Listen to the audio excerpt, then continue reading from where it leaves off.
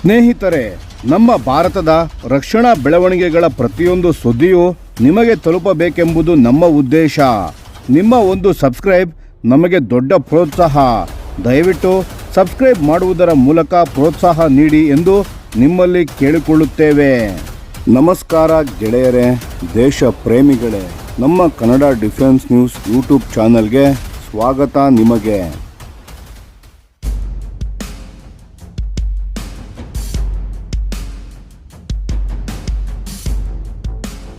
ಸ್ನೇಹಿತರೆ, ಇವತ್ತು ನಾವು ಮಾತನಾಡೋದು ಒಂದು ತುಂಬಾ ಮಹತ್ವದ ವಿಷಯದ ಬಗ್ಗೆ.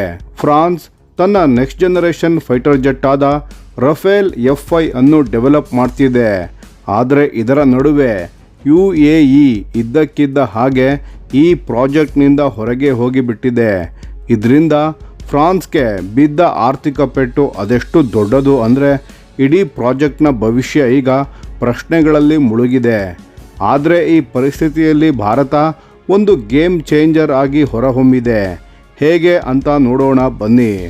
ಮೊದಲು UAE ಯಾಕೆ ಹೊರಗೆ ಹೋಯಿತು ಅಂತ ಅರ್ಥ ಮಾಡಿಕೊಳ್ಳೋಣ. UAE ಈ F-5 ಪ್ರಾಜೆಕ್ಟ್ಗಾಗಿ 3.5 ಬಿಲಿಯನ್ ಯೂರೋಸ್ಗಳನ್ನು ಕೊಡ್ತೀನಿ ಅಂತ ಮುಂದೆ ಬಂದಿತ್ತು. ಒಟ್ಟು ಪ್ರಾಜೆಕ್ಟ್ನ ಕಾಸ್ಟ್ 5 ಬಿಲಿಯನ್ ಯೂರೋಸ್ ಆಗಿತ್ತು. ಅಂದರೆ UAE ಒಂದೇ 70ರಷ್ಟು ಫಂಡಿಂಗನ್ನು ಕೊಡ್ತಿತ್ತು. ಆದರೆ ಸಮಸ್ಯೆ ಶುರುವಾಗಿದ್ದು ಟೆಕ್ನಾಲಜಿ ಟ್ರಾನ್ಸ್ಫರ್ ಮೇಲೆ. UAE ಏನು ಕೇಳ್ತಿತ್ತು ಅಂದರೆ ರಫೇಲ್ನಲ್ಲಿ ಇರೋ ಹೈಲಿ ಸೆನ್ಸಿಟಿವ್ ಆಪ್ಟ್ರಾನಿಕ್ಸ್ ಸಿಸ್ಟಮ್ಸ್ಗೆ ಆಕ್ಸೆಸ್ ಕೊಡಿ ಅಂತ. ಆದರೆ ಫ್ರಾನ್ಸ್ ಅದಕ್ಕೆ ಒಪ್ಪಲಿಲ್ಲ.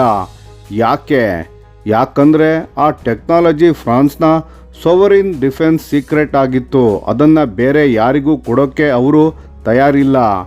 ಇದರ ಮೇಲೆ ಫ್ರೆಂಚ್ ಪ್ರೆಸಿಡೆಂಟ್ ಎಮ್ಯಾನ್ಯುಯಲ್ ಮ್ಯಾಕ್ರಾನ್ ಮತ್ತು UAE ಪ್ರೆಸಿಡೆಂಟ್ ಆದ ಶೇಖ್ ಮೊಹಮ್ಮದ್ ಬಿನ್ ಜಯಾದ್ ನಡುವೆ ನೇರ ಮಾತುಕತೆ ನಡೀತು. ಆದರೆ ಅದು ಕೂಡ ಫಲ ಕೊಡಲಿಲ್ಲ. ಕೊನೆಗೆ UAE ಪ್ರಾಜೆಕ್ಟ್ನಿಂದ ಸಂಪೂರ್ಣವಾಗಿ ಹಿಂದೆ ಸರಿದು ಬಿಟ್ಟಿತು. ಈಗ ಇದರ ಪರಿಣಾಮ ಏನಾಗ್ತಿದೆ ಅಂತ ಯೋಚಿಸಿ. UAE ಮತ್ತು ಫ್ರಾನ್ಸ್ ಬರೀ ಬೈಯರ್ ಸೆಲ್ಲರ್ ರಿಲೇಷನ್ಶಿಪ್ನಲ್ಲಿ ಇಲ್ಲ, ಅವರು deep military alloys. France UAE ಒಳಗೆ ತನ್ನ ಮಿಲಿಟರಿ ಬೇಸ್ಗಳನ್ನು ಇಟ್ಟಿದೆ. UAEಗೆ 16 ಬಿಲಿಯನ್ ಯೂರೋಸ್ಗೆ 80 ರಫೇಲ್ ಜೆಟ್ಗಳನ್ನು ಈಗಾಗಲೇ ಸೇಲ್ ಮಾಡಿದೆ. Advanced missiles, naval vessels, defence networks ಎಲ್ಲವನ್ನೂ ಕೊಟ್ಟಿದೆ. UAEಗೆ ರೀಜನಲ್ ಸೆಕ್ಯೂರಿಟಿ ಥ್ರೆಟ್ ಬಂದಾಗ ಫ್ರಾನ್ಸ್ ಡೈರೆಕ್ಟ್ ಆಗಿ ಏರ್ ಡಿಫೆನ್ಸ್ ಸ್ಟ್ರೆಂಥನ್ ಮಾಡೋಕೆ ಬಂದಿತ್ತು. ಇಷ್ಟು ಡೀಪ್ ರಿಲೇಷನ್ಶಿಪ್ ಇರುವಾಗ UAE ಈ ಪ್ರಾಜೆಕ್ಟ್ನಿಂದ ಹೊರಗೆ ಹೋದ ಮೇಲೆ ಫ್ರಾನ್ಸ್ಗೆ ಅದ್ಯಾವ ಮಟ್ಟದ ಪೆಟ್ಟು ಬಿದ್ದಿದೆ ಅಂತ ಊಹಿಸ್ಕೊಳ್ಳಿ. 3.5 ಬಿಲಿಯನ್ ಯೂರೋಸ್ ಒಮ್ಮೆಲೆ ಹೋಗಿಬಿಟ್ಟಿದೆ. ಆ ಇಡೀ ಭಾರ ಈಗ ಫ್ರಾನ್ಸ್ ತನ್ನ ಬಜೆಟ್ನಲ್ಲೇ ಹೊರಬೇಕು. ಆದರೆ ಸ್ನೇಹಿತರೆ, ರಫೇಲ್ F-5 ಅಂದರೆ ಆರ್ಡಿನರಿ ಅಪ್ಗ್ರೇಡ್ ಅಲ್ಲ. ಇದು ಫೈಟರ್ ಏವಿಯೇಷನ್ನ ಮುಂದಿನ ಅಧ್ಯಾಯ. 2033ರಿಂದ 2035ರ ನಡುವೆ ಡೆಪ್ಲಾಯ್ ಆಗೋ ಈ ಜೆಟ್ನಲ್ಲಿ ಏನೆಲ್ಲ ಇರುತ್ತದೆ ಅಂತ ಕೇಳಿ. Superior sensors, upgraded electronic warfare suits, advanced communication links, ಇವೆಲ್ಲ ಸ್ಯಾಟಲೈಟ್ಸ್ ಮತ್ತು ಇತರೆ ಮಿಲಿಟರಿ ಅಸೆಟ್ಸ್ಗಳ ಜೊತೆ ಒಂದು ಮ್ಯಾಸಿವ್ ನೆಟ್ವರ್ಕ್ನಲ್ಲಿ ಕನೆಕ್ಟ್ ಆಗುತ್ತದೆ. ಅದರ ಜೊತೆಗೆ F-5ಗೆ ಲಾಯಲ್ ವಿಂಗ್ ಮ್ಯಾನ್ ಅಂತ ಕರೀತಾರೆ.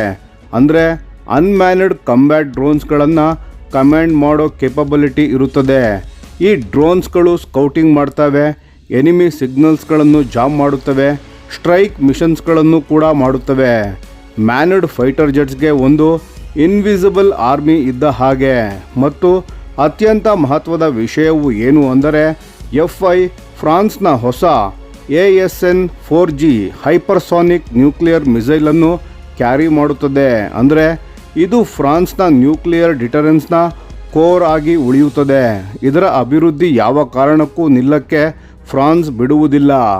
ಆದರೆ ಫೈನಾನ್ಷಿಯಲಿ ರಿಯಾಲಿಟಿ ತುಂಬ ಕಠಿಣವಾಗಿದೆ. F-5 ಡೆವಲಪ್ ಮಾಡೋಕೆ 5 ಬಿಲಿಯನ್ ಯೂರೋಸ್ಗಳ ಹಣ ಬೇಕು. ಒಟ್ಟು ರಫೇಲ್ ಪ್ರೋಗ್ರಾಮ್ಗೆ ಲಾಂಗ್ ಟರ್ಮ್ ಆಗಿ 11.7 ಬಿಲಿಯನ್ ಯೂರೋಸ್ಗಳು ಆಗುತ್ತದೆ. UAE 3.5 ಬಿಲಿಯನ್ ಹಣವನ್ನು ಹಿಂದೆ ತೆಗೆದ ಮೇಲೆ ಫ್ರಾನ್ಸ್ನ ಮಿನಿಸ್ಟರಿ ಆಫ್ ಆರ್ಮ್ಡ್ ಫೋರ್ಸಸ್ಗೆ ಇದನ್ನು ತನ್ನ ನ್ಯಾಷನಲ್ ಬಜೆಟ್ನಲ್ಲಿ ಎಲ್ಲಿ ಹುಡ್ಕೊಳ್ಳೋದು ಅಂತ ದೊಡ್ಡ ಚಾಲೆಂಜ್ ಆಗಿದೆ. ಟೈಮ್ಲೈನ್ ಡಿಲೇಸ್ ಬರೋದು ಬಹಳ ಹೆಚ್ಚಾಗಿದೆ.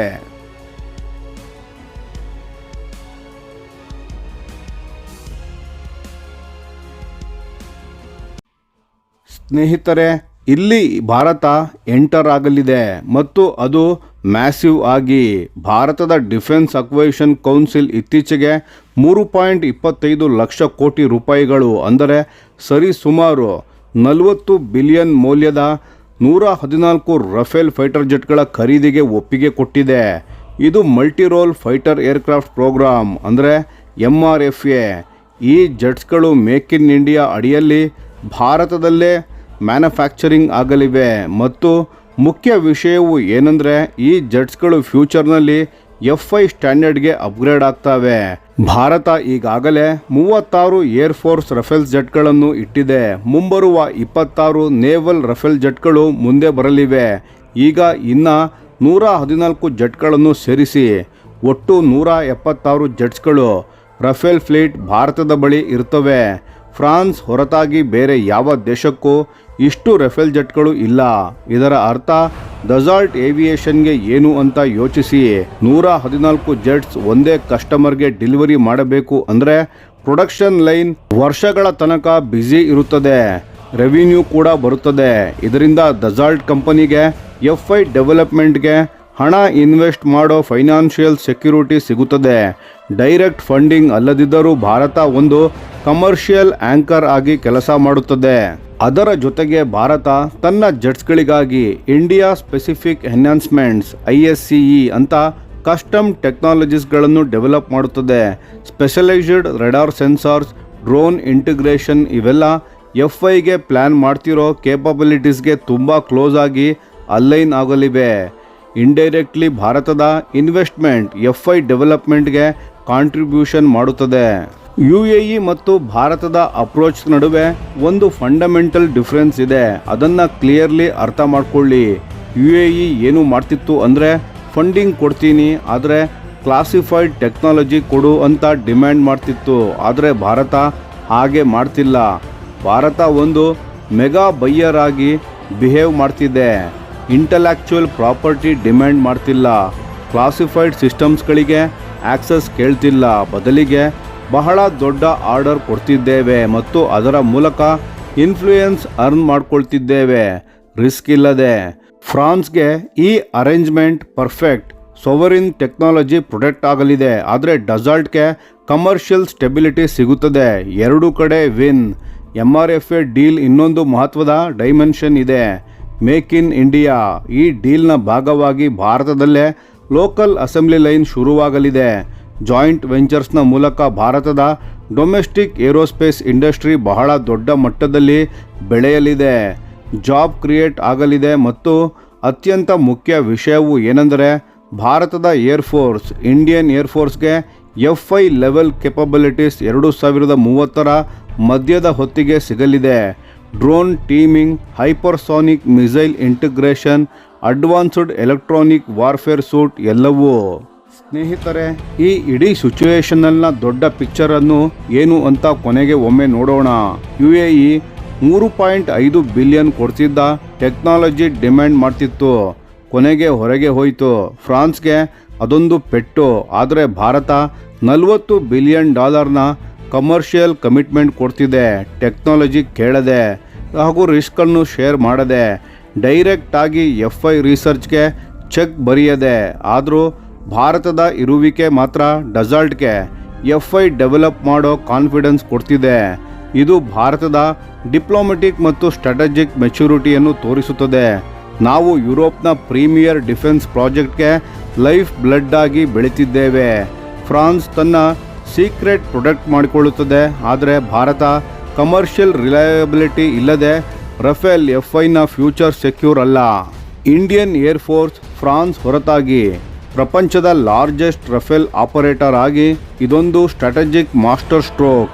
ನೆಕ್ಸ್ಟ್ ಜನರೇಷನ್ ವಾರ್ಫೇರ್ ಟೂಲ್ಸ್ಗಳು ಸಿಗುತ್ತವೆ R&Dಗೆ ₹1 ಕೊಡದೆ. ಇದನ್ನು ಕರೀತಾರೆ ಸ್ಮಾರ್ಟ್ ಪವರ್.